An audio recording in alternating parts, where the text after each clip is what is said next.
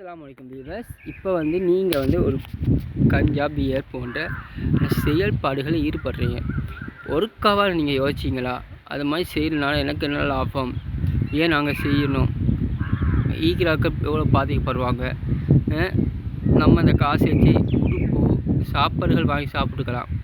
அந்த காசுகளை நம்ம எதுக்கு பியருக்காக வேண்டி நாங்கள் செலவழிக்கணும்? அதில் நமக்கு என்ன லாபம்?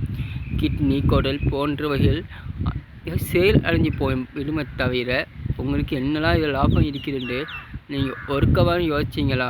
இதை நீங்கள் யோசிச்சிங்கன்னா கண்டிப்பாக நீங்கள் செய்ய மாட்டீங்க. நல்லா யோசிங்க, உட்காந்து யோசிங்க.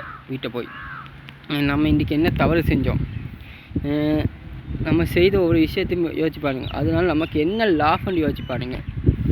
இப்போ நீங்கள் போய் குடிக்கிறீங்க, அதுக்கு ஒரு 300 காசு போன்னு வச்சிங்க. ஒரு பியர் வாங்குறதுக்கு ஒரு 300 காசு போன்னு வச்சிங்க. இப்போ இந்த 300 காசையும் நீங்கள் பியர் வாங்குறதுக்கோ கோழிக்கோ சிகரெட்டோ வாங்குறதுக்கோ யூஸ் பண்ணுறதுக்கு பதிலாக ஒரு ஏழைகளுக்கு கொடுத்து பாருங்க. அந்த ஏழைகள் எவ்வளோ மனசு குளிர்ச்சியாக உங்களுக்காக வேண்டி இறைவனிடம் பிரார்த்தனை செய்வாங்க. சிலவும் மத ஜாதி பார்ப்பீங்க,